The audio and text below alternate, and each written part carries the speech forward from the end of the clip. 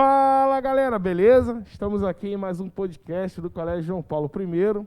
Rafa, e hoje com duas, não posso dizer lenda porque eles não são tão antigos assim, mas duas feras da educação para falar de um assunto que está chegando o momento desse assunto aí, que é o Enem, né? Galera se preparando para a prova do Enem e não tem ninguém melhor para falar sobre o Enem do que Luciano Cortinhas e Cláudio Drummond. Rafa. Fala galera, tudo bem com vocês? Mais uma vez, mais um podcast aqui super especial e como você falou, com essas feras aqui, o super coordenador Luciano Cortinhas, professor de biologia, pós-graduado em biologia animal e pós-graduação em educação. Currículo vasto, né? Então, do lado dele, Cláudio Drummond, o Lorde. Cláudio Drummond, professor de português, pós-graduado em linguística, especialista em concursos públicos. A gente vai ter muita coisa interessante aqui e, fica com a gente que vai ter muita coisa boa. Fiquei até sabendo que no final desse bate-papo aqui, o professor Cláudio falou que vai dar um bizu para aquele cara que vai olhar a questão e falar assim: nossa, não sei nada, o que marcar? Tem uns bizu para esse negócio também aí. Professor Luciano, professor Cláudio, é um prazer tê-lo aqui conosco, ainda mais para falar desse assunto que o Brasil todo espera, né? É um momento para o estudante do ensino médio muito aguardado, né? Ele se prepara o ano inteiro para esse momento. É um prazer tê-los aqui conosco para estar falando sobre esse assunto. Vou começar fazendo a primeira pergunta para o professor Luciano Cortinhas, né? O nosso coordenador de ensino médio, muito antenado com essa questão do Enem, com esses jovens. Eu queria, antes de tudo, tem muita gente que está nos escutando, mas pode estar se perguntando, né? O que seria esse Enem? Como é que funciona? Explica um pouquinho, Luciano, sobre o que é o Enem e como é que ele funciona. Então, gente, primeiro agradecer o convite, né? Eu acho que é um privilégio poder participar desse evento com vocês, né, e estar contribuindo um pouco com a rapaziada aí que nos acompanha, né.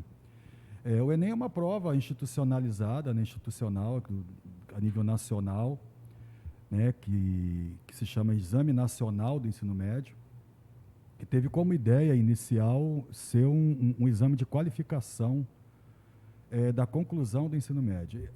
Coisa que o Enem acabou nunca se tornando, né, porque nunca se tornou algo obrigatório. Na fase inicial do Enem, as universidades públicas, elas não faziam parte do processo. Então, o Enem era uma prova que tinha essa característica de exame de qualificação e também servia como um instrumento de conclusão do ensino médio para aquelas pessoas que estavam fora da escola, né, que não tinham estudado uma escola convencional, né, que podiam prestar o Enem para ter uma certificação de ensino médio. Mas com a entrada das universidades públicas no Enem, disponibilizando suas vagas, sobretudo as universidades federais, aqui no Rio de Janeiro, a entrada da UFRJ e da Universidade Fluminense, a UF, transformou o Enem em algo muito próximo aos vestibulares que nós tínhamos nas décadas de 80 e 90. É claro que a prova do Enem ela tem características diferentes, acho que a gente vai falar um pouco sobre isso.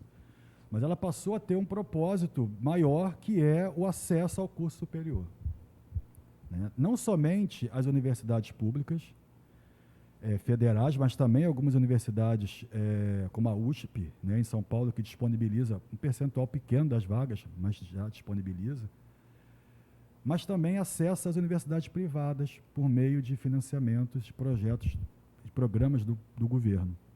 Talvez essa seja uma grande diferença já entre o vestibular atual, né, porque ainda assim existe. A gente até comentava mais cedo a questão do vestibular particular, né, que tem uma outra pegada, uma outra ótica, né, e objetivo, mas ainda assim o Enem serve para essas instituições, né? Sim, muitas instituições de ensino que são privadas fazem uso da nota do Enem, né, em substituição ao próprio vestibular, né? Muitas instituições não fazem mais vestibular, né, utilizam a nota do Enem ou podem fazer vestibular e também utilizar a nota do Enem. O que é interessante é que a gente tem hoje programas do governo que são destinadas à oferta de bolsas, onde o governo paga para o aluno estudar, né, aí ele tem que fazer o Enem em universidade privada, para estudar em universidade privada. E tem também a possibilidade de programas do governo que financiam o curso, né? Então, a pessoa precisa fazer o Enem, se inscrever nesses programas, dependendo da sua faixa de renda, ele tem direito ou não, né? A gratuidade ou o financiamento. E uma outra possibilidade são as bolsas de estudo que as próprias universidades privadas oferecem. Aí, cada instituição privada vai definir o percentual de desconto que vai dar para o aluno, dependendo da nota. Tem instituição de ensino, né, Cláudio, que oferece 50%, 60% de desconto para alunos que tiraram. Vou dar um exemplo, né? O cara quer fazer administração.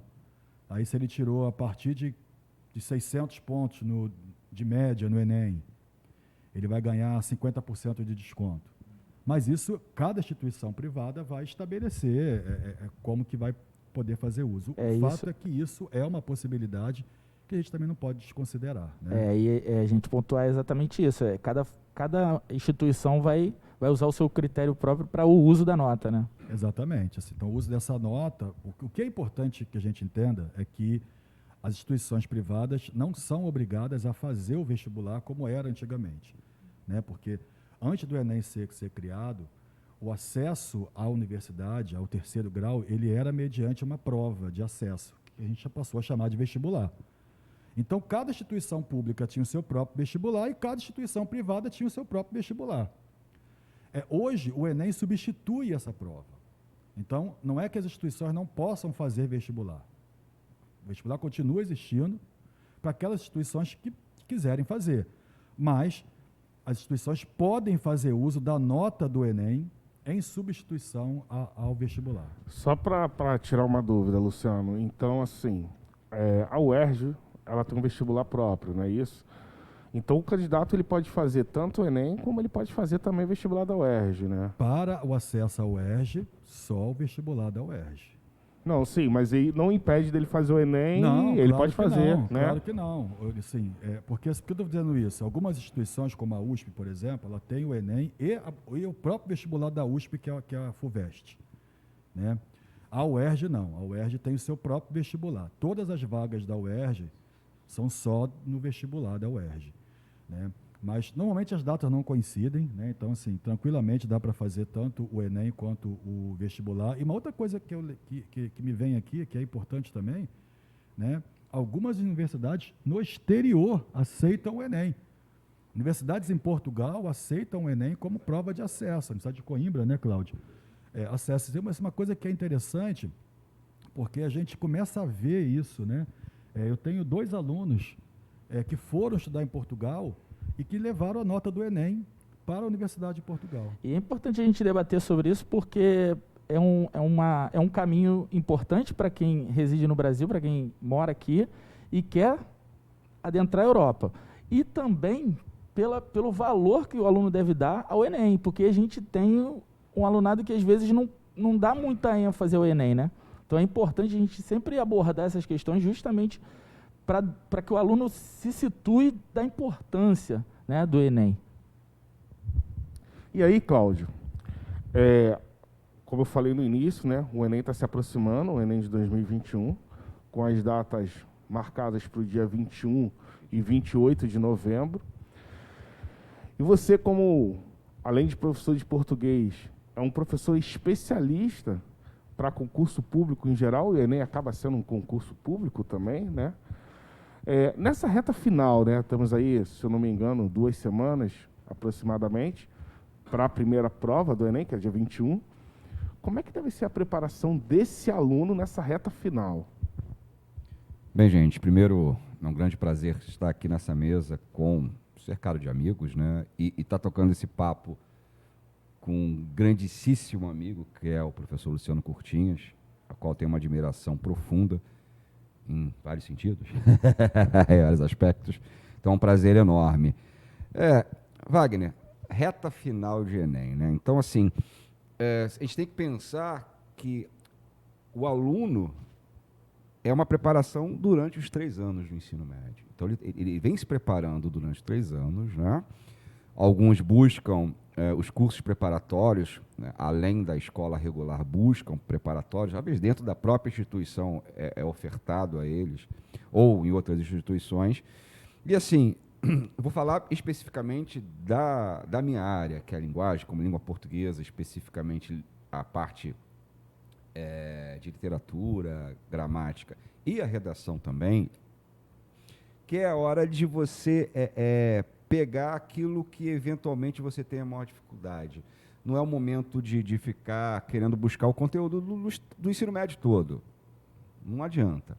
Então, ou você se preparou esse período todo, focou. Eu costumo dizer o seguinte, pega as provas anteriores, sobretudo as 3 últimas provas. Não adianta pegar a prova de 1999, que o perfil mudou. No início eram 50 e poucas questões, 60 questões, hoje 180. O perfil das questões mudou, a sociedade ela muda e o Enem acompanha isso. Então, é um exame que é importante o candidato ele estar antenado com o mundo, entender o que está acontecendo com o mundo, porque muitas das vezes essas questões elas têm muito esse viés.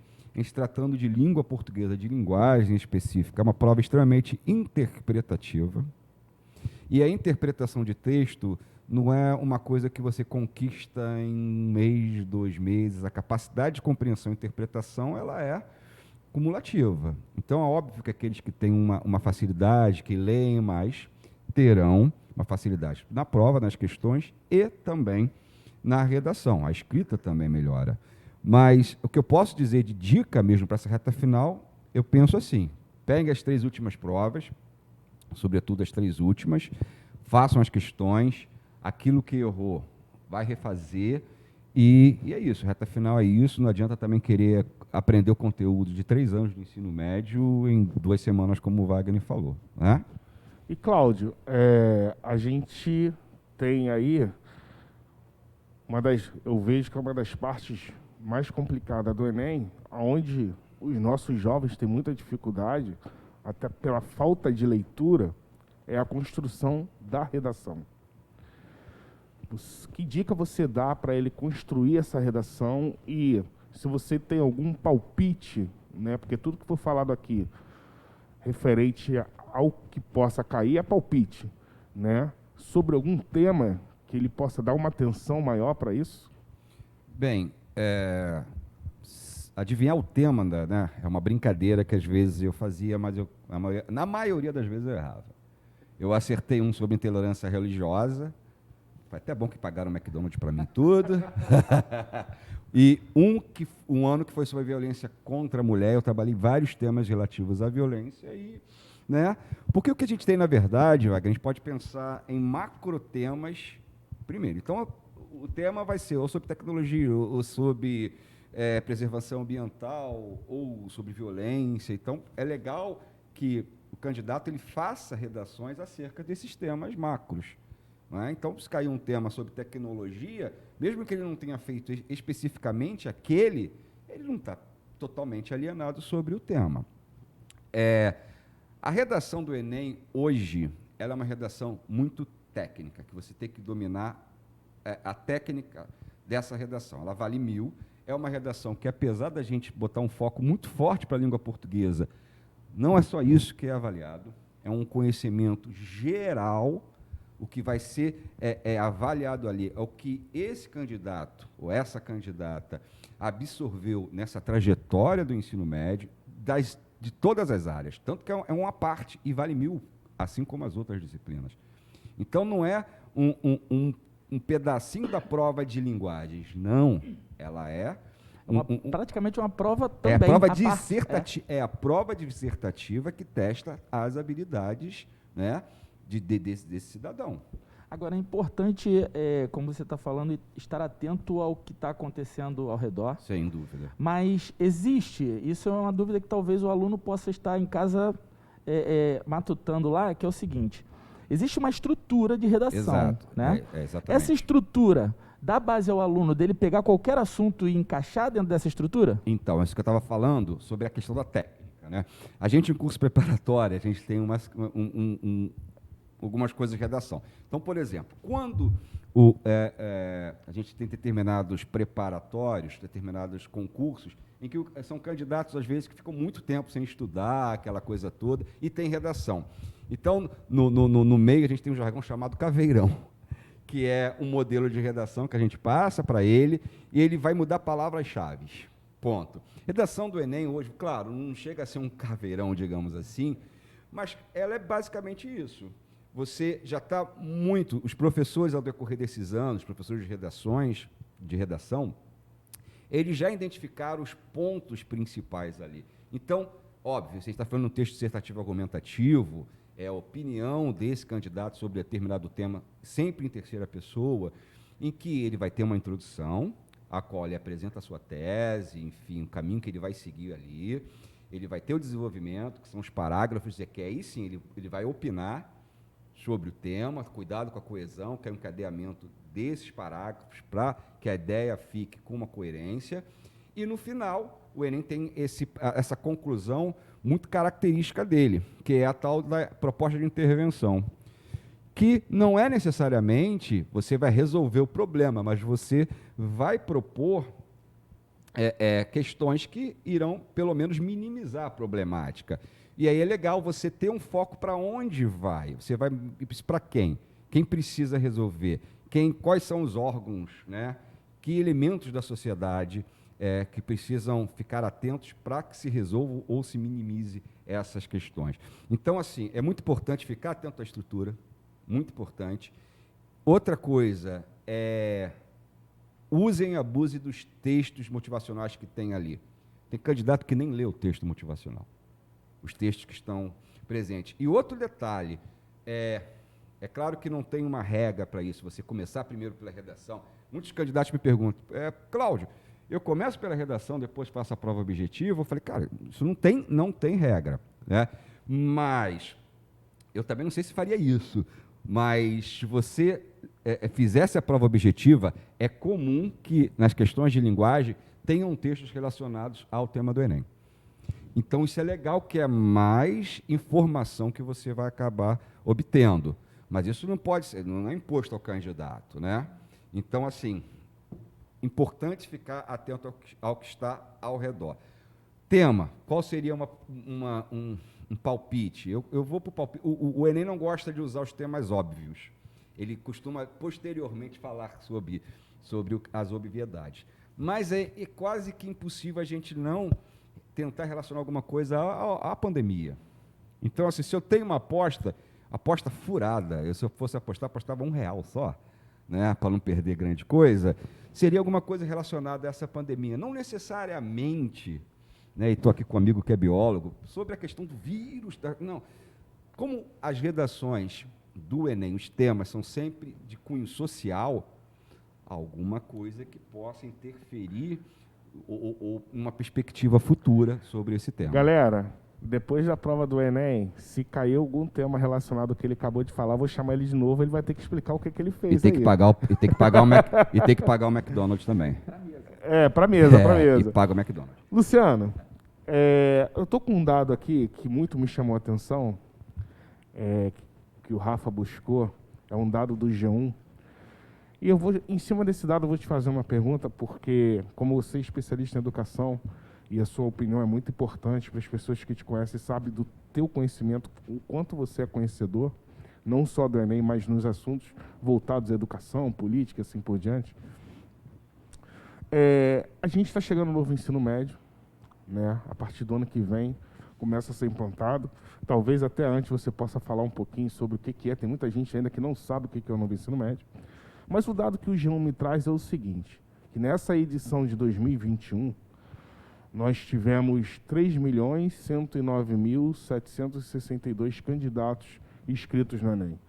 É o menor número desde 2005. Talvez o candidato que vai fazer a prova fique feliz com esse dado, mas nós, educadores, ficamos tristes, né? A pergunta que eu te faço junto com essa questão do novo ensino médio. Talvez isso já seja uma influência do novo ensino médio, ou o porquê disso? Por que esse número tão baixo? A pandemia, a devido à dificuldade da prova, a prova ser extensa e cansativa, o candidato desiste. Você, como educador, o que você acha? E fala um pouquinho sobre se vai influenciar esse novo ensino médio e o que é esse novo ensino médio. Bom, então, Wagner, eu acho que são dois caminhos, né? A primeira questão em relação ao número de candidatos. Esse é o número mais baixo de candidatos desde 2005. E é importante dizer que lá em 2005 a gente não tinha as universidades todas ofertando vagas, por isso que o número foi baixo. O Enem não tinha atrativos como ele tem hoje, então isso é um elemento para se pensar. Ano passado também não foi o ano com menos inscritos, mas foi o ano com maior número de abstenção. Por mais da metade dos candidatos inscritos não foram fazer a prova. Eu não tenho dúvida que a pandemia ela é um elemento, eu diria que praticamente essencial nessa questão. Mas eu acho que vale a pena a gente olhar para a pandemia e entender que a pandemia ela apenas ressalta algo que já acontece na sociedade há muito tempo, que é a desigualdade social. Então, eu vou além, né, o Wagner, eu digo o seguinte, foi a pandemia é a pandemia que causa a evasão, é a pandemia que está causando o número de inscritos serem baixos, mas a pandemia ela está tornando mais evidente uma coisa que a gente está se habituando, né, e que é muito ruim, esse se habituar com a desigualdade, né? Sempre houve pessoas na miséria no nosso país, infelizmente. Isso aumentou com a pandemia, mas não é um fenômeno que a pandemia criou sozinha, né? É importante a gente entender que existe uma responsabilidade social. A pandemia é um evento que a gente não está livre dele, não foi a primeira, não será a última, e a gente tem que entender que quando a gente passa por uma situação de caos como essa, e tudo isso se aflora, é porque a situação social ela não tá bem equilibrada. Então, o que a gente tem aí é um aspecto de desigualdade historicamente construído, né? É desigual há muito tempo, não é desigual só agora. Agora isso se tornou mais gritante, porque a pandemia tornou isso tudo mais intenso. Mas a desigualdade ela sempre existiu, né? A gente tem um grande número de candidatos que vão para o Enem sem ter condição de disputar essa vaga, né? Que estão ali fazendo figuração, né? Não porque são pessoas que não quiseram se preparar, não porque são pessoas irresponsáveis, são pessoas que não tiveram oportunidade, né? É claro que existe o cara que não quis, mas tem uma galera que quer e não pode, né? Então, a pandemia tornou isso muito mais forte, porque com a possibilidade de ter que fazer aulas pela internet, né, a gente não vivenciou isso aqui. Fora o receio da pessoa de contrair o vírus e levar para casa, né? Mas eu acho também que tem essa... tem isso também, Rafael. E mas foi assim, um dos argumentos até das instituições a pedido pro STF. Isso no ano passado, né? Isso. Você, né? A gente tinha um cenário sem vacina, Isso. né, cara? É perigoso, e realmente, naquele momento, era garantir a vida, né? Assim, então, isso era uma coisa importante. Mas esse ano, a gente tem um cenário diferente, né? A gente tem vacina, a gente tem a pandemia, obviamente, que não acabou, mas a gente tem um cenário muito mais controlado do que tínhamos no ano passado. E ainda assim, essa coisa do abandono, do não fazer... é regra, né? Não pode... né? Deixar sem justificativa, não fazer sem mas justificativa. Isso aí, eles já até voltaram atrás, né? E liberaram novamente. Liberaram para fazer a prova em janeiro, E né? aqui tem o dado de novos inscritos de 280.145 estudantes que vão fazer em janeiro. Então, 9 e 16 de janeiro. Isso era importante até, porque essas pessoas não deixaram de fazer apenas porque não quiseram, né? Mas tem um elemento que eu acho que é importante a gente ressaltar. que não é a nossa realidade aqui no João Paulo, porque todos os nossos alunos tiveram acesso às aulas, né? Quando a gente voltou para o híbrido, a gente transmitiu as aulas ao vivo para quem está em casa. Eu falo muito isso na sala para os meninos e para as meninas. Olha só, essa nossa condição é a condição de privilégio, né? A gente faz parte de uma parcela que é privilegiada de poder estar numa instituição que pôde garantir isso tudo, mas não é a realidade de todo mundo. Então, quando você fala do número baixo de inscritos, tem a ver com essa realidade. Imagine, a gente está para o segundo ano de pandemia e tem gente que não conseguiu ter aula nenhuma, sabe? Isso é o mais real. Né, e até, Luciano, como a gente trabalha na instituição pública também, né? Por isso que a gente fala, aqui é um privilégio, instituição pública, evasão, porque o cara tem que trabalhar para comer. Né? Eu chamo de crianças, que para mim são crianças de 15, 16 anos. Essa garotada evadiu da escola porque me emocionou muito no retorno no estado. Encontrei com uma aluna que ela não foi falar comigo de ficar porque não podia, porque ela estava fazendo faxina. Nem mérito nenhum fazer faxina, em hipótese alguma, mas uma menina de 16 anos. Ela tinha que estar na sala de aula estudando, se preparando para o Enem. Mas fazendo faxina porque ela acha mais legal fazer faxina do que estar na sala de aula, não, porque ela precisa sustentar a casa, ajudar a sustentar. Então, esse também é um dos reflexos desse número. E aí, assim, Wagner, na segunda pergunta que você faz em relação ao novo ensino médio, que eu não vejo nenhuma relação com essa situação do Enem agora, até porque o novo ensino médio vai se implementar a partir do ano que vem. Alguns estados até iniciaram isso antes, como o estado de São Paulo, mas aqui no Rio de Janeiro a gente começa com a implantação obrigatória, né, do novo ensino médio a partir de 2021, 22, né? Tem hora que a gente até se perde na data, né? É porque 2020 foi o ano que não existiu, né? E aí a gente, em 2020 foi o ano que levou a gente para trás e levou a gente para frente, né? A gente acabou tá se perdendo, foi um buraco negro. Triângulo das Bermudas dos anos. Das Bermudas, E aí a gente, em 2022, começa a implantação do novo ensino médio, né? Que é uma proposta que muda bastante a estrutura da educação básica, né? Sobretudo a parte final da educação básica, que é o ensino médio. Estabelecendo os conteúdos que chama de BNCC, que é a Base Nacional Comum Curricular, né? E os itinerários formativos por área de conhecimento e formação profissional.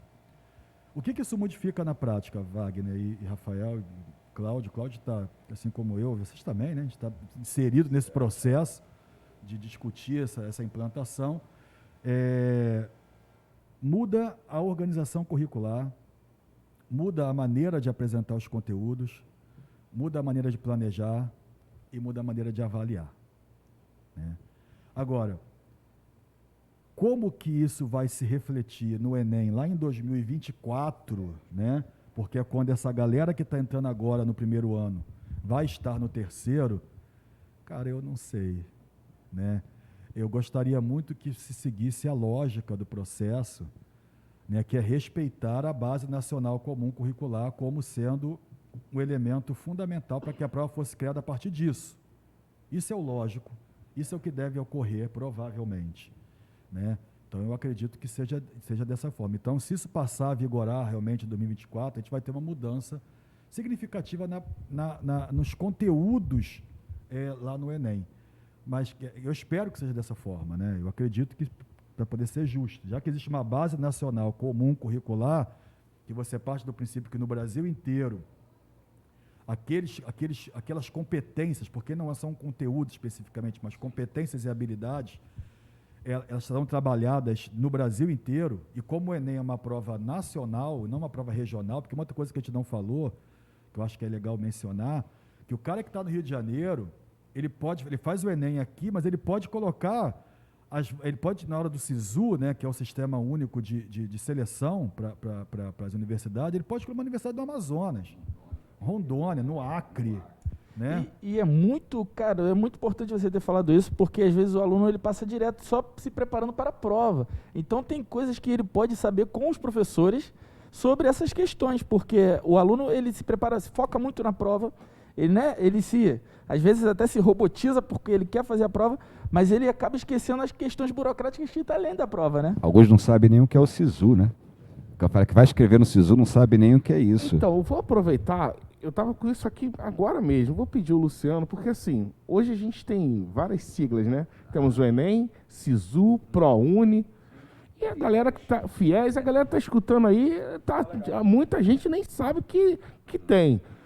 Talvez não saiba nem que exista. Explica o que é um ou outro, a diferença disso, Luciano. Cláudio, me ajude aí, hein, Claudão. ProUni e FIES são processos de financiamento do governo.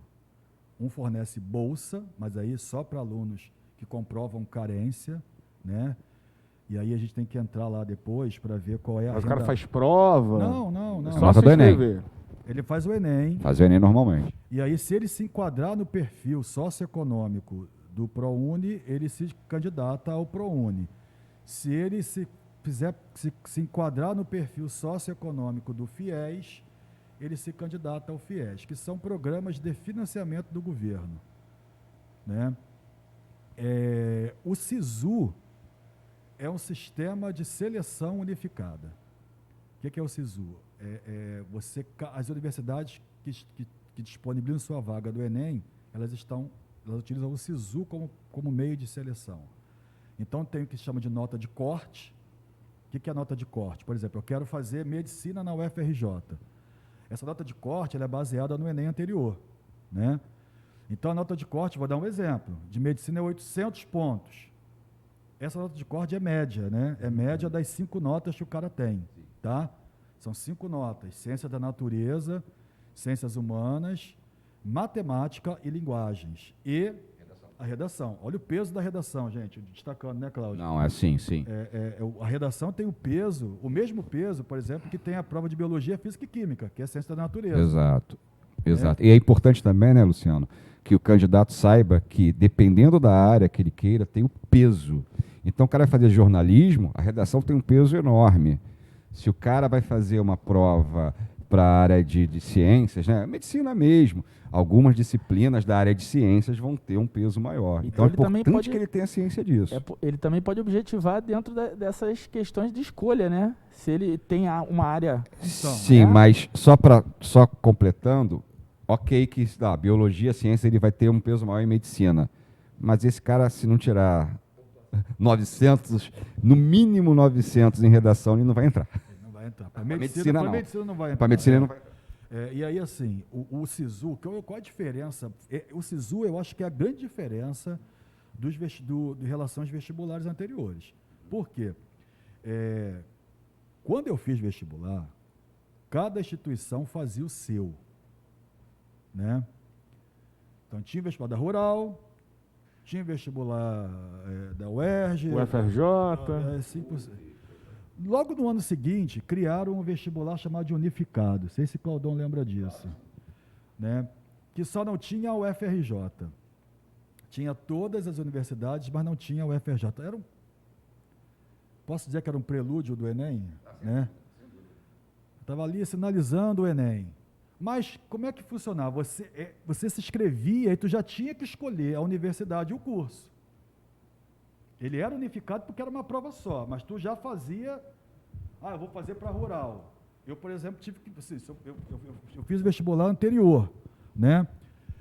Mas se eu fosse fazer esse vestibular, eu teria que ter feito a escolha de fazer para rural, para fazer biologia na rural. O SISU, ele dá uma possibilidade que é o seguinte: você pega a sua média, sua nota, e você se inscreve. E você tem um tempo para acompanhar a evolução dessas diariamente notas. Você acompanha a nota de corte diariamente. E você vai vendo, quero medicina na UFRJ, tirei 820, a nota de corte é 800, eu posso disputar essa vaga? Posso. Sim, pode. Mas eu tenho garantia que eu vou entrar? Não. Eu tenho que acompanhar. Aí eu estou vendo que com 820, ano passado eu teria entrado, mas esse ano eu não estou entrando. Aí eu vou olhar, eu vou ver que na Unirio, a nota de corte é 790. Eu estou dando só um exemplo, tá, gente? Claro. E aí, com 820, na Unirio, eu fico dentro das vagas. Eu posso tirar a minha inscrição da UFRJ e colocar na Unirio. No Rio de Janeiro não está dando, eu posso ir para uma universidade em Minas Gerais. Olha, isso é um benefício de você poder Eu tô vendo aqui que o estudante precisa ter um consultor daqui a pouco para ajudar nessas coisas, né? Precisa estar antenado com Precisa isso. estar antenado, E aí, sim. não só, eu estou dando a opção dentro do mesmo curso, mas você pode mudar de curso. Você, pô, quero fazer medicina, mas eu não estou conseguindo, mas eu tenho nota para fazer farmácia. Eu posso fazer farmácia. Né? E você vai ter duas opções quando for preencher o SISU. Opção 1 e opção 2. Agora, tem que ficar muito atento mesmo, porque o prazo para você acompanhar é curto. Tem que acompanhar diariamente, porque se você der mole, você vai perder, né, a possibilidade de migrar de um lugar. E aí você acaba não entrando. Entendeu? Então tem que ficar muito ligado com o SISU. Agora vamos tentar solucionar o aluno que ele está boiando nessa condição, né? Porque a gente está explicando e ele pode ainda sim estar viajando nessas explicações. Como é que ele pode fazer? O nosso aluno hoje, como é que ele pode fazer para poder entender um pouco melhor disso aí e não entender só nesse nosso podcast na live? O que ele pode fazer? Procura o Cláudio da sala de aula, que o Cláudio vai Tá explicar bom. tudo direitinho. Velho. Eu tô brincando, mas é uma possibilidade, pode nos Não, procurar. estou à assim. disposição. Estamos à disposição, né Cláudio? Sempre. Para bater um papo mais explicativo, né? Claro. E aí eu não sei, Wagner, se tem como a galera que não é da escola colocar pergunta. Não Então, sei se eu estava pensando nisso aqui agora. Devido à proximidade, eu vou ver com o Luan, né? A galera que não É o quinto conhece elemento. ainda, O Luan é o que fica quinto por trás das elemento câmeras, se a que gente paira pode- no ar aqui. Se a gente pode já subir isso o mais rápido possível. E aí, deixa na descrição, vou pedir para deixar na descrição o seguinte: se a galera, independente de ser aluno da escola ou não, Sim. gostaria, para esclarecer, de uma live. E aí a gente faria um ao vivo, no qual a galera interagia com a gente fazendo as perguntas. Né? E aí, esse ao vivo, essa live, acredito eu, independe do dia da prova do Enem ou não, porque é algo que vai esclarecer para o outro ano também, para todo mundo que tem dúvida. Porque hoje, o cara que está no segundo ano, que não vai fazer o Enem só ano que vem, ele pode ter essas dúvidas.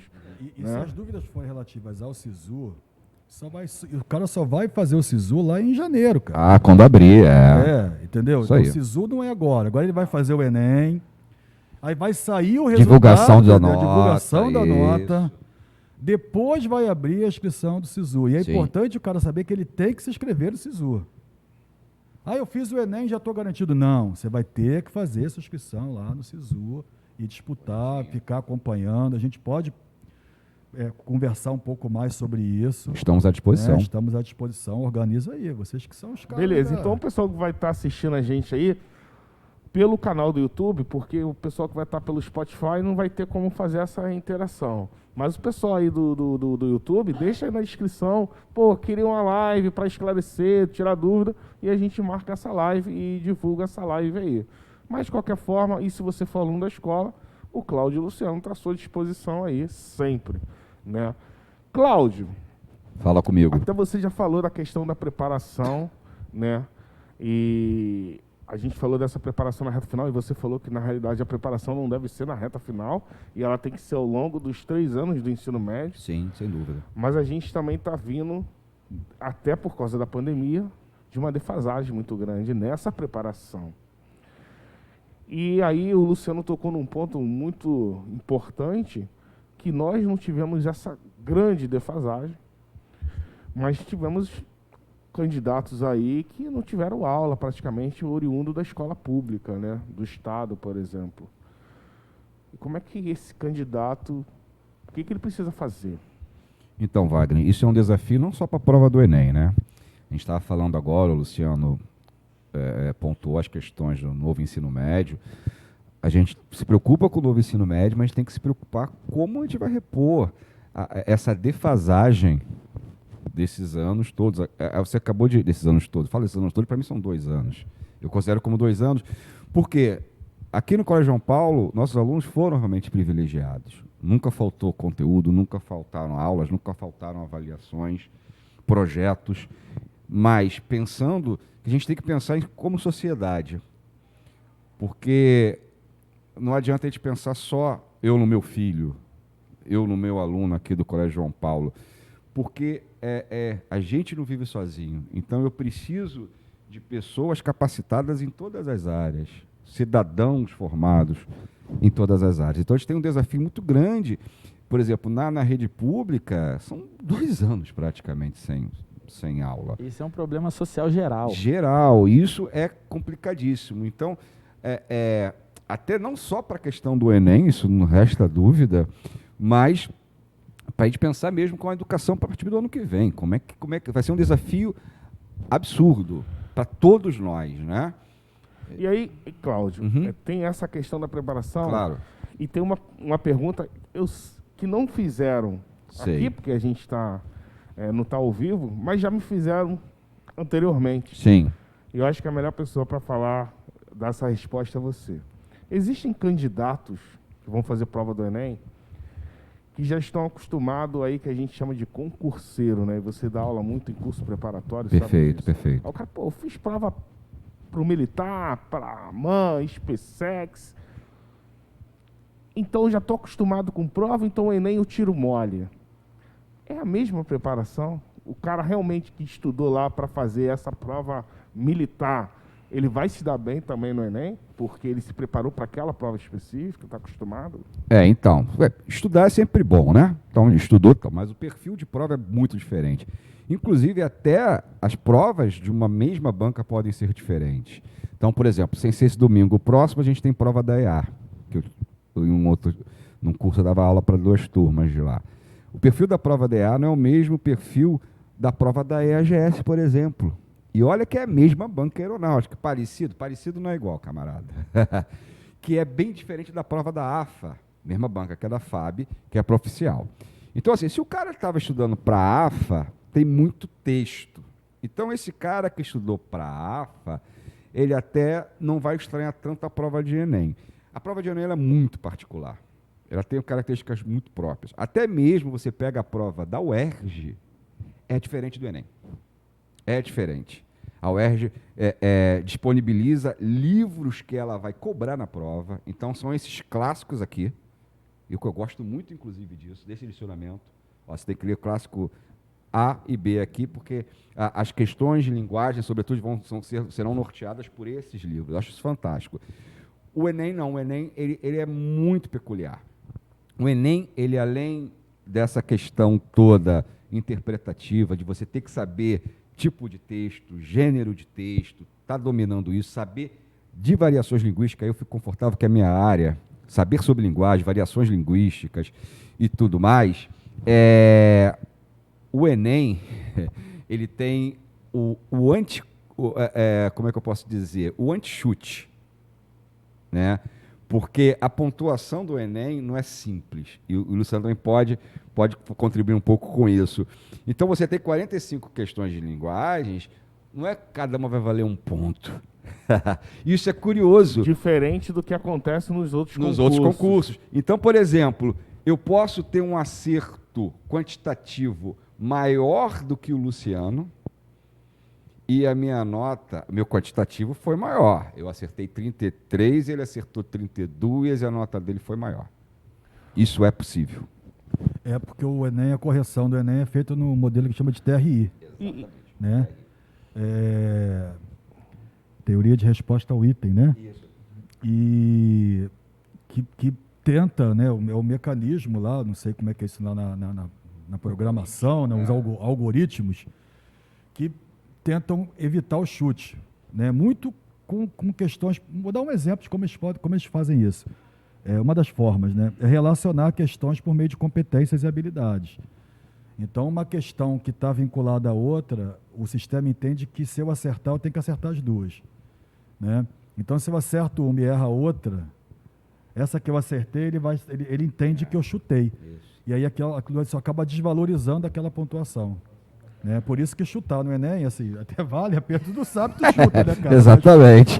Mas o ideal é que as questões sejam marcadas de acordo com o seu conhecimento. Ô, Luciano, e daqui a pouco a gente está chegando no fim, mas eu já escutei falar o seguinte também. Você que agora virou um atleta, né, vai falar melhor sobre isso. Eu escutei falar o seguinte, a prova do Enem tem que ser um atleta para fazer, porque é uma prova cansativa demais. É verdade? Tem que ser um atleta? Como é que é essa preparação física aí? Eu acho que tem uma preparação física e uma preparação emocional, talvez mais, né, emocional e mental, né, Cláudia, do que propriamente Muita coisa física, mesmo. né? O que eu tenho dito para os alunos é que tentem evitar o estresse, mas é muito difícil, Ainda mais nos tempos atuais, ainda né? mais nos tempos atuais. Eu tenho aconselhado a levar água, uma barrinha de chocolate, não fique constrangido de pedir para ir ao banheiro quando... Não só quando dá vontade de ir ao banheiro, mas às vezes quando a cabeça estiver pesada. Não pode perder muito tempo, porque assim, tem que administrar bem o tempo. Mas Também não acaba percebeu, perdendo foco, né? percebeu que esgotou, sabe, que mentalmente está difícil. Eu acho que a questão é mais mental do que física, né? Por isso que eu digo que é todo um trabalho mental para a prova. Tentar diminuir a cobrança excessiva, né? Reconhecer que aquilo que você fez, né? Aquilo que você pôde produzir, você produziu, né? O resultado virá de uma forma ou de outra, né? Não crie expectativas acima daquelas que você pode arcar com elas, né? Diminuir a pressão o máximo possível, né? Até a família também pode contribuir muito nisso, né? De evitar ficar colocando expectativas. Você imagina, esse menino, essa menina, eles já estão pressionados por si só. Se a gente, às vezes, que é pai, que é mãe, que fica muito ansioso, começa a pressionar, não, às vezes não tem nem intenção de criar uma pressão em cima, mas acaba criando. E aí, como é que você está? Como é que foi? Como é que vai ser? Gente, é um momento de relaxar, né? Quem gosta de meditar um pouquinho, faz uma meditação. Ontem eu vi uma charge que me chamou muita atenção. Era um rapaz, né, com a beca todo, recém-formado, com diploma na mão, a mãe, né, ao lado, e a mãe diz para ele: filho, obrigado por ter realizado o meu sonho. Aí ele fala: que bom, agora eu vou poder realizar o meu. Me trouxe essa reflexão forte aí, cara. Isso aí, o que tá esse exemplo eu trago para minha área esportiva. Eu falo que é o pai treinador, né? Nesse caso, o pai professor, que é o cara que pressiona a criança depois da atividade, falando: pô, você tinha que ter feito isso, você tinha que ter feito aquilo. Não é o momento, né? É o momento de abraçar, onde falar: pô, e aí, o que você sentiu? Tá tudo bem? É hora de abraçar, não é hora de questionar, de enfatizar o que deveria, o que tem que fazer. Tem que acolher, exatamente. Então, assim, existe uma diferença e, assim, isso posteriormente vai fazer uma diferença enorme na vida da criança. Cara, né? enorme. E, assim, eu acho que é muito importante esse bom senso, né, da relação da família, porque a gente está falando de 180 questões, mais uma produção textual, o cara vai fazer em 2 domingos. Né? É pesado isso, cara. É pesado, mas Muito, é mais muito. pesado emocionalmente. Né? E tem um outro aspecto que eu acho que também é importante, que tem a ver lá com o SISU. Às vezes o cara está tão pressionado a entrar que ele acaba escolhendo um curso, caraca, que ele não gostaria de fazer. Exato, exatamente. Sabe, eu queria fazer medicina, mas eu não consegui os pontos, então eu vou fazer enfermagem. Enfermagem, exato. Ou eu vou fazer biologia, ou eu vou fazer nutrição. Ou seja, eu vou fazer qualquer outro curso. Qualquer outro curso. Que caiba, só para poder dizer que eu passei, que eu entrei. E aí a gente vai abrindo mão dos sonhos, né? Exatamente. E isso é muito perigoso, sabe, gente? Então acho que é muito importante ter o bom senso e dizer assim: cara, peraí, tem 18 anos, tem 17 anos. Isso. Não deu agora? Você quer fazer medicina, você quer fazer biologia, você quer fazer farmácia, você quer fazer educação física? Vai fazer o que te realiza, sabe? Letras é mais mole, galera. Letras é mais mole. E aí, assim, para não entrar no curso que você não desejou, né, só para satisfazer, às vezes, o próprio ego ou o ego de alguém, né? Eu acho que isso é muito pouco para dar conta de um curso universitário. Até porque ele vai levar aquilo possivelmente pro resto da vida, né? A gente vê muita gente que abandona. Né? A gente está falando do cara que não vai fazer o Enem, né? Mas tem a galera que passa e que não conclui. Evasão no curso superior A evasão no curso superior é imensa. É absurda. É imensa. E tem muito a ver com uma série de questões, mas uma delas é essa, né? É ter feito algo que eu não escolhi, né? Aquilo, por que você está fazendo esse curso? Porque foi o que deu. Gente, é muito pouco você passar a sua vida inteira fazendo aquilo que deu para fazer. Né? Por incrível que pareça, eu vi Karnal ontem falando sobre isso. A vida é muito curta para você ter um emprego que você não quer, que você não é a sua praia, né? Então, isso faz muito sentido e é muito importante. Todos aqui estão na área que amam, né? Então é por isso que a gente está aqui falando para quem está começando agora. Então é muito importante ter essa ciência, consciência, principalmente o responsável, né? Se fizerem magistério, façam porque amam, hein? Vai por mim. E aí, pessoal, eu costumo dizer que tudo que é bom acaba rápido, né? E a gente está chegando no fim do nosso papo. Eu vou pedir para que ambos deixassem uma palavra aí para todo mundo que está nos assistindo para a prova do Enem. Mas o Cláudio, né, além de deixar a palavra final, ou pode ser a palavra final dele, Cláudio, os pulos do gato para o candidato fazer a prova do Enem e aquele candidato que chegou naquela questão e falou assim, ferrou, não sei nada, vou no sei de Cristo, vou em que alternativa? O que esse cara faz? Se é que existe no Enem, né? Porque já tem uma particularidade muito grande, o Enem já é mais difícil ainda de fazer. Perfeito. Não, mas aí eu posso englobar para todas as provas, não só para o Enem. Eu sou um cara espiritualista, né? Então, assim, se você tiver na dúvida, ou você vai psicografar, ou vai ver. Porque, na verdade, não tem, né, cara? Não existe chute. Eu costumo dizer, prova de concurso não tem sorte. Eu nunca desejo, nesse sentido, boa sorte nas provas. Ou você está preparado, né? Ou não. Você tem fatores, sim, como o Wagner também está muito acostumado com concurso. A gente vê, às vezes, o simulado, você vê aquele aluno que é primeiro lugar sempre, e o cara é 10º, e o cara 10º passa e o primeiro não, porque os fatores emocionais, essa autocobrança, falaram mais alto. Então, isso sim, não tem jeito, cara. Você pode saber muito conteúdo, você pode saber a prova toda de trás para frente. Se o teu emocional não tá bacana naquele dia, não tem jeito. Então, gente, se apeguem à fé de vocês aí, cada um com a sua fé. Fé é importante. A fé, eu me descobri como um homem de fé um pouco tarde na minha vida. Tarde não, no seu tempo, né? E a fé é algo muito importante. Então, se você tem fé, você tem autoconfiança também. Então, posso dizer que aquela questão que ele olhou e não sabe nada e marcou, foi o anjo da guarda dele que soprou para por aí. ele. Por aí, Wagner, por aí. Mas já pegando esse gancho, então, e já me despedindo, além da dica do anjo de guarda. Mas se isso der certo, o cara acertar... Ih, gente, nem me fala. Tem. Ele chutou o tema da redação. O tema da redação se der tudo certo, é o guru Cláudio. E aí, assim, o papo do McDonald's é pra todo mundo, né? Pra todo mundo, não. Tem que fazer aqui, ó. Vou dar, aproveitando o papo da redação, vou dar meu palpite. Mas não leve a sério, não. O meu palpite nem o meu é pra levar a sério também, não. O abismo que a pandemia criou nas escolas públicas. Sim, mas exatamente. Lembra que eu citei a questão do macro tema? Mas aí o Cláudio vai ter acertado também, porque ele falou que era o macro tema. A pandemia. Eu vou em outro assunto, hein? Então tu quer pegar carona no... Não, eu vou em outro. Eu vou em outro, anota aí.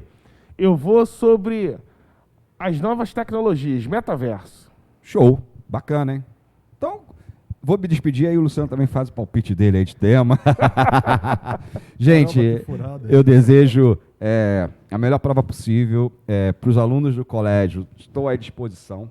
Então, qualquer dúvida acerca do exame, ou especificamente da minha área, 100% aí à disposição para quem quiser. E as pessoas que, porventura, enviarem aí alguma pergunta, então, meus amigos, tanto o Rafael quanto o Wagner me encaminham, responderei com o maior prazer. E, como eu falei, eu não desejo sorte. Desejo que realmente estejam bem, que tenham autoconfiança, acreditem em si próprios. Se vocês não estiverem acreditando no próprio potencial, aí não dá. E assim, que sirva também como um outro incentivo. Se não der esse ano, tem o ano que vem. E tem um outro ano. Não estou dizendo que, então... Não é isso. Vocês são pessoas inteligentes, estão entendendo o que eu estou dizendo. Então, não precisa ficar desesperado, né? Então, desejo a melhor prova possível para todos. Muita paz e muita luz na vida de vocês. Maravilha. E aí, Luciano, você fica com a palavra final, mas também já orienta um pouco aquele aluno que é do primeiro e do segundo ano, porque o Enem é Exame Nacional do Ensino Médio. Ele não é do terceiro ano, né? Então ele tem que se preparar desde o início. Então chegar já focado no primeiro ano para aproveitar todos esses conteúdos. Sim, sim. Exame Nacional do Ensino Médio, conteúdo de toda a vida escolar, toda a educação básica. Né? Não é uma preparação em um ano, é uma preparação de uma vida, né? O cara entra aqui na educação infantil, cara, e tudo isso conta. Né? Tudo isso conta. Pode ser absoluta disso, faz profunda diferença, né? Nesse processo de preparação, quem se prepara ao longo do tempo, ou quem tenta se preparar num único ano. Não costuma dar certo isso, né? Mas, enfim, gente, eu deixo aqui uma fala de agradecimento. Também me disponibilizo aí para estar conversando com os nossos meninos e meninas aí que vão fazer o Enem, e aqueles que... Tem uma galera que vai fazer para experimentar, né? Uma galera do segundo ano, tem alguns alunos até do primeiro que vão fazer. Eu acho isso muito importante, esse primeiro contato com a prova, né? Até para ver aonde está botando o pé. Né? Caramba, eu achei que era mais raso, né? Quando tu entra naquela piscina que tu acha que é rasinha, funda, né? Para o cara não se surpreender, né? Eu não sabia que era assim. Então, também não vou desejar sorte, vou na onda do Claudão, né? Vou desejar que vocês se realizem, né? Eu acho que buscar a realização pessoal é muito importante, mas tenha paciência, né? Se equilibrem, né? Na véspera da prova, fique o mais tranquilo possível. Não adianta querer estudar no dia anterior, não vai resolver. O dia anterior, descanse. Descanse, se alimente bem, se hidrate, né? Beber água é importante. E em relação ao tema da redação, uma possibilidade que eu vou também chutar, já que o papo é esse, eu acho que é a questão hídrica, né? Que envolvendo aí as questões ambientais, né? Ligadas ao desmatamento, né? Uma coisa que eu conversei com os meninos aí do terceiro ano, dos rios voadores, né, a influência que essas questões todas têm aí nas questões hídricas, que são muito importantes aí, né? Tem a história do carbono, enfim, tem uma parte aí ambiental que seria muito legal ver no tema da redação. Então, a minha proposta, e finaliza aí deixando um abraço carinhoso para todos. Então é isso aí, pessoal. Façam suas apostas aí.